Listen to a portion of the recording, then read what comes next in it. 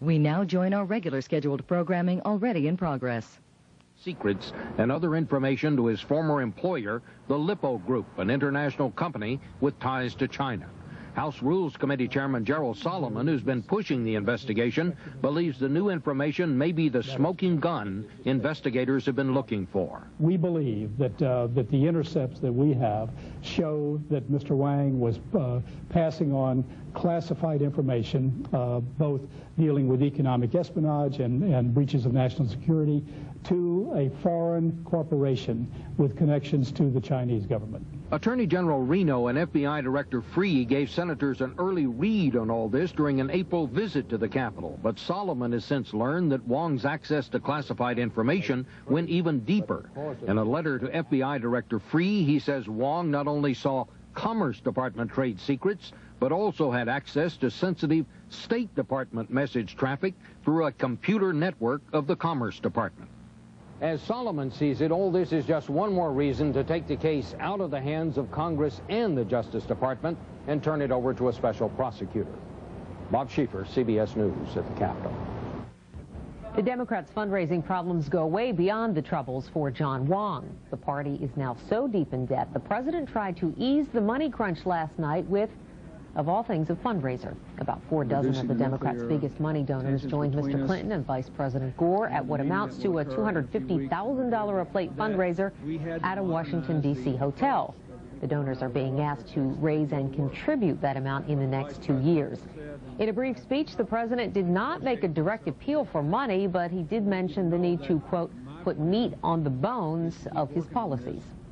The Democratic Party has agreed to return several large and questionable contributions to its donors, but as CBS News correspondent Cheryl Atkinson reports in this Follow the Dollar report, some have yet to receive that refund.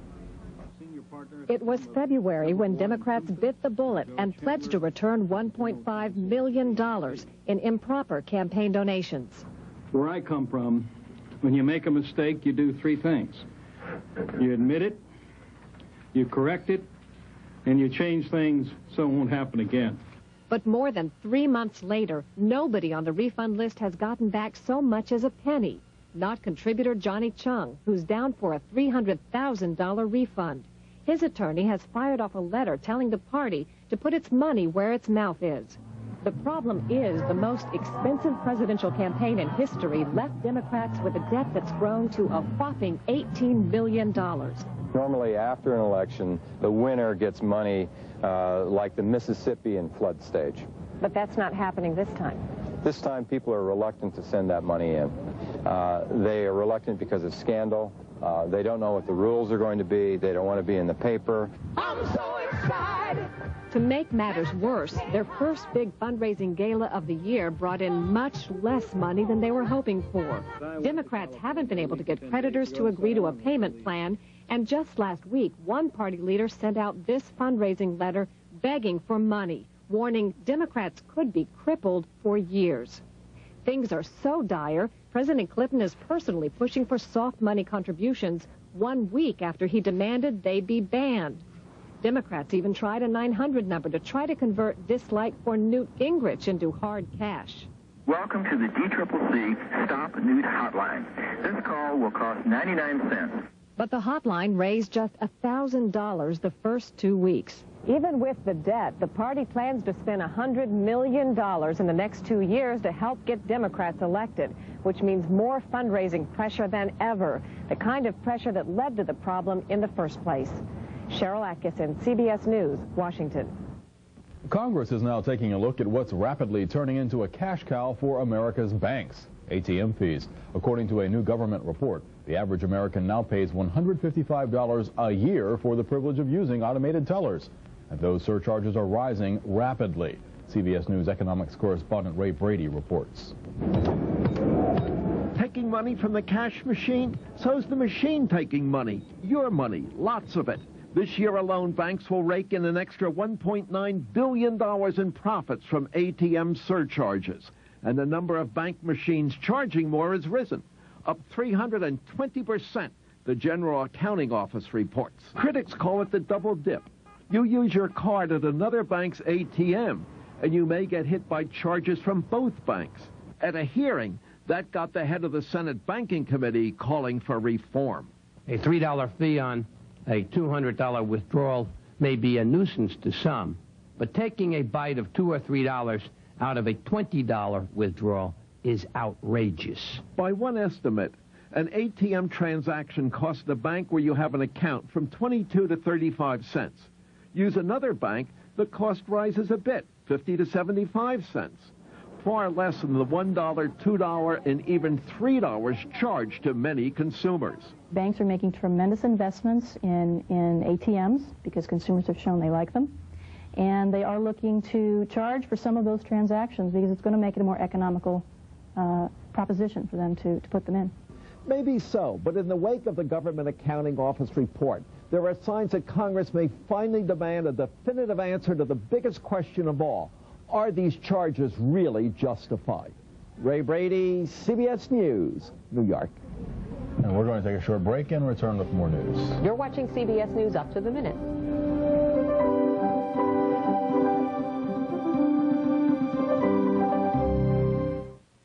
Class of 2000 at CY Junior High School on CBS. A quick check of your forecast shows thunder showers on either side of and in the Rockies. Thunderstorms in the Central Plains and scattered over just about all of the eastern third of the country. Well, has the bubble finally burst in sports? Let's add another chapter to the legendary tale of Michael Jordan. Jordan shrugged off the flu with a sparkling 38-point performance, one that has the Bulls on the verge of winning their 5th NBA title this decade. Early on, though, the Jazz were in control, building a 16-point first-half lead, but Chicago did fight back, cutting the lead to 3 at the half. Now, Jordan looked ill throughout the ballgame, but he still made all the big shots. He made a 3 to tie it at 77. Then with the game tied again at 85, Jordan again bottom, puts the Bulls up for good. Jeff Hornacek misses a chance to tie the game in the final seconds, and the Jazz 23-game home winning streak gone. Bulls win Game 5 90-88 to put them up 3 games to 2. For a man not feeling too well, Jordan still did okay, managing 38 points, 7 rebounds, 5 assists, and 3 steals. Somehow he just showed just how big a professional he is by gutting this game out and staying in there at times.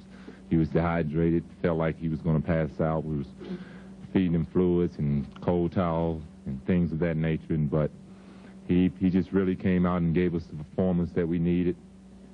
And, you know, there's nothing else to say. He's the greatest, and he's definitely the MVP in my eye. Here's your NBA trivia fact. In finals history, no team has ever come from a 3-2 deficit and won the final 2 games when playing on the road. A rare Russian export is headed to America. An ancient bloodline that has survived the Tsar and the communists, but it may not survive Russia's market reforms. CBS News correspondent Richard Threlkeld has the story from Moscow. As you can see, this is a horse. But to call it just a horse would be like saying the Mona Lisa is just a painting. It's an Akolteika, one of the most beautiful, spirited, and rarest of thoroughbreds in the world. The Akolteika's bloodlines go back 5,000 years. Today, there are only 2,500 left on Earth, and Tito Portacovo has 200 of them. He breeds Akolteikas and trains them on his horse farm along the Volga, 100 miles from Moscow. There's the Volga, you see. He's one of the few horse breeders left in Russia. Tito's the son of an Italian nuclear physicist. He was born in Canada but raised in Russia and has lived here ever since. He's made saving the Akolteika his life's work. He used his inheritance to build this breeding farm, fought government red tape to get it going, and traveled all over Eurasia buying the best of the breed. Akolteika has everything to take a place in the market for a snobbish horse for rich people. It's a big horse that works perfectly in all the classic types of sports. But these days, there aren't enough rich people in Russia who want to buy show horses, and running a horse farm is expensive. It's not my fault that the horse market in Russia is down. There's no market. That's why, but horse, you see, you can't shut them in somewhere and wait that the market will come. They eat and eat like horse. In fact, they eat a ton of hay and oats a day. So Tito wants to sell some of his acoltecas to raise money and also to spread them around among other horse lovers, rich horse lovers. Some of these stallions can cost up to $100,000 apiece. This summer, Tito's bringing 30 of his best horses to La Crosse, Wisconsin to try selling them to Americans. He figures Americans can afford it. So get ready, La Crosse. The acoltecas are coming. And better bring your checkbooks. Richard Threlkeld, CBS News, Moscow.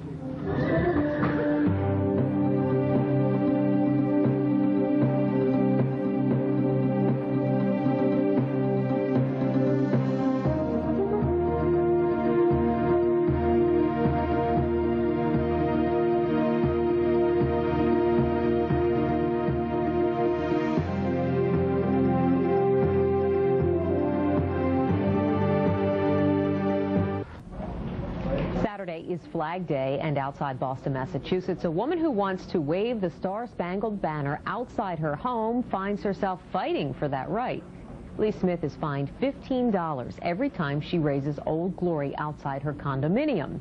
Now, lawmakers in Massachusetts will consider a bill to guarantee condo residents the right to fly the flag. Beth Germano reports. As long as there's breath in our bodies, the flag will fly and properly displayed. Lee Smith's Pledge of Allegiance has cost her dearly. A $15 fine and plenty of canceled checks for each local and national holiday she flies the Stars and Stripes, against the rules at her Winchester condominium complex. Why is it so important for you to hang out this flag? Well, I'm the daughter of a veteran, niece, grandniece, granddaughter of a veteran. Aren't rules supposed to reflect logic and reason? At this condo association of manicured lawns, the rules are taken seriously by the residents. When you move in, you understand the rules and regulations and you abide by them. It's as simple as that. And here's what the bylaws say. The architectural and structural integrity of the buildings and units shall be preserved without modification. That means no signs, antennas, banners, or other devices. And these bylaws can only be amended if 75% of the owners agree. Smith has photos showing the rules have been changed for holiday decorations. And while she's been criticized for the holes her flag holder has left, the reeds are not levitating. They were obviously held by a nail or a screw.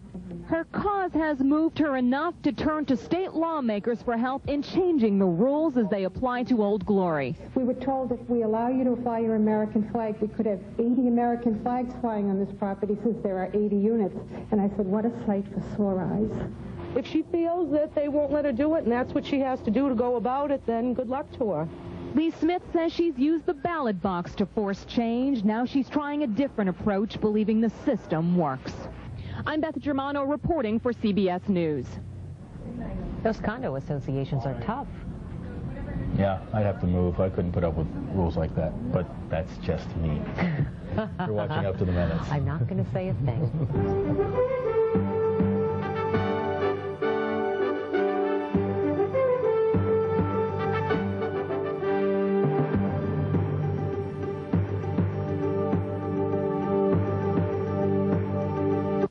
Judgment Day, life or death for Timothy McVeigh. From his Army career to Waco, will the testimony the jurors heard affect their deliberations? It all made it appear that Waco was on trial, and the jurors didn't seem interested. Now the nation awaits a verdict. We'll have full team coverage live from Denver tonight on the CBS Evening News. CBS, welcome home.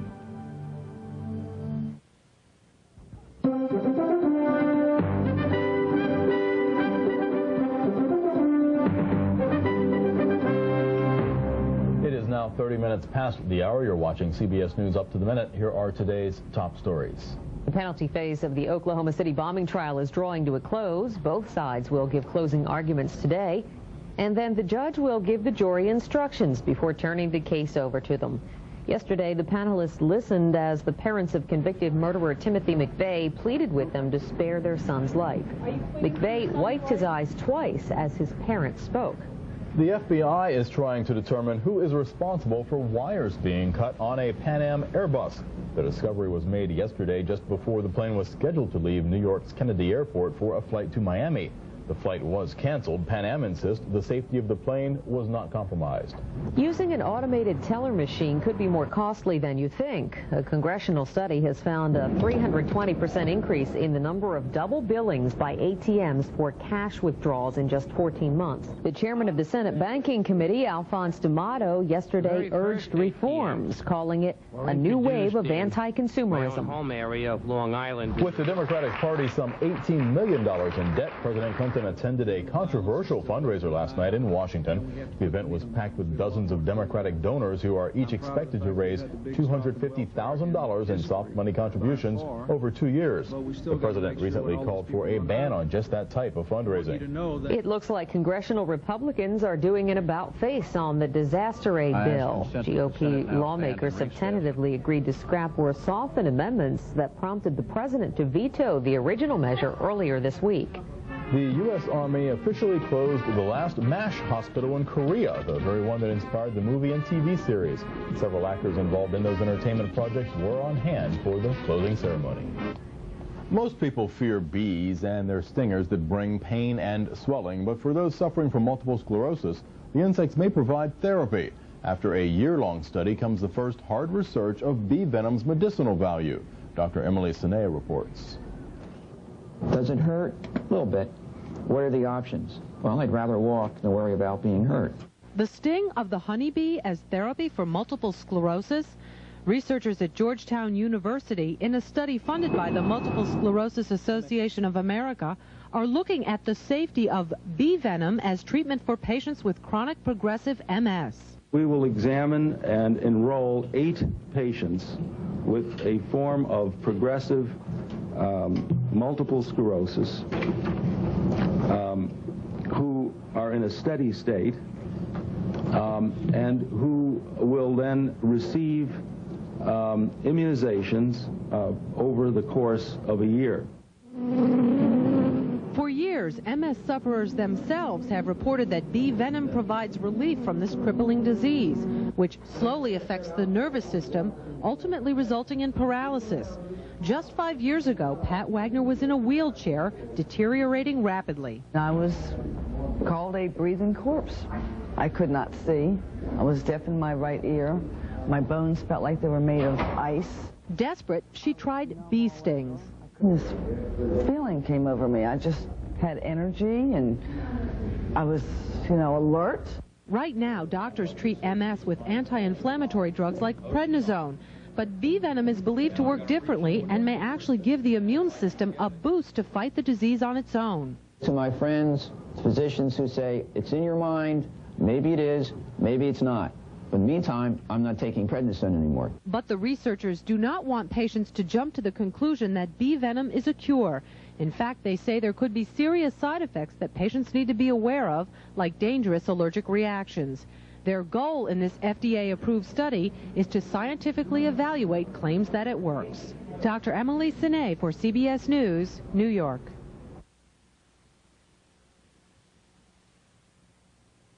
Hospital for unsupervised visits. Yesterday, a pharmacist from the St. Elizabeth Mental Hospital testified at Hinckley's court hearing. She says Hinckley displayed threatening demeanor toward her, but stopped when she filed a formal complaint. Hinckley shot and wounded President Clinton in 1981. That's President Reagan.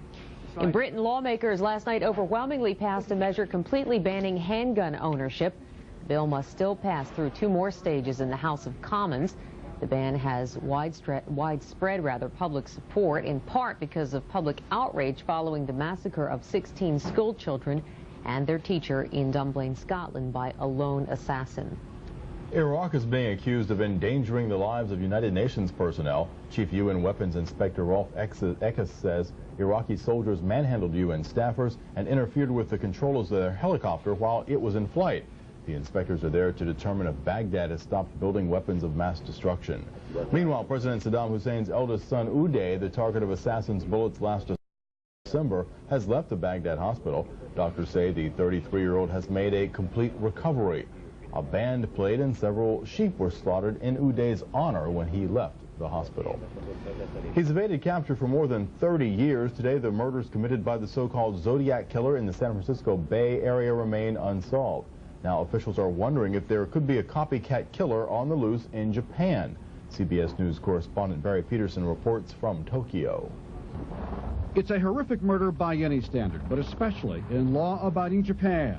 The decapitated head of a mentally impaired boy, 11-year-old Jun Hase, left in front of his school gate. Stuffed in his mouth, a taunting note, "Catch me if you can," and the words, "Devil's Rose." The killer hinting that the motive is hatred of Japan's strict school system. Now, mothers in the area won't let their children outside alone and are even afraid to talk to the press. "I can't believe this," she says. "I'm so scared." With the boy's funeral barely over, a letter police say is from the murderer was sent to a newspaper. "Anyone who tries can enjoy killing people," says the murderer, who knows if caught, the punishment in Japan can be death by hanging, and adds, "It is only when I kill that I can be freed from daily hatreds." There are reports this may be a copycat crime with similarities to a series of brutal murders in America. A symbol in one of the killer's messages and a reference to an invisible friend match the Zodiac killings. The Zodiac killed 5 people in the San Francisco area during the 1960s. That killer also left notes claiming to be excited by killing. The crimes were never solved. Meanwhile, hundreds of police are moving into the area after the killer signed a name to the letter and said if it is mispronounced by the media, it will mean the death of 3 vegetables a week. Vegetables is the term the killer used once before, referring to children. Barry Peterson, CBS News, Tokyo. Coming up, with school almost recessed, how can you keep your kids occupied?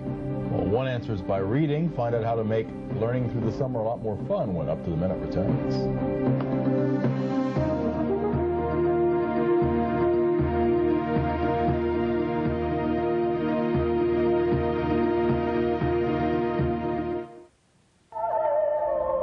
Heard any good echoes lately? This woman makes them. Find out all about the tunnel singer tomorrow on Up to the Minute. We're in the class of 2000 at CY Junior High School on CBS. It's the end of the school year and kids are already thinking about summer fun. But fun doesn't have to mean learning has to stop until school starts again. Educators say it's important for children to continue reading right through the summer. And in this morning's Parenting Points, we'll show you how parents can make reading a really fun part of the lazy, hazy days of summer. William Trueheart is president of Reading is Fundamental, the nation's oldest and largest nonprofit children's literacy organization. He's in our Washington bureau this morning.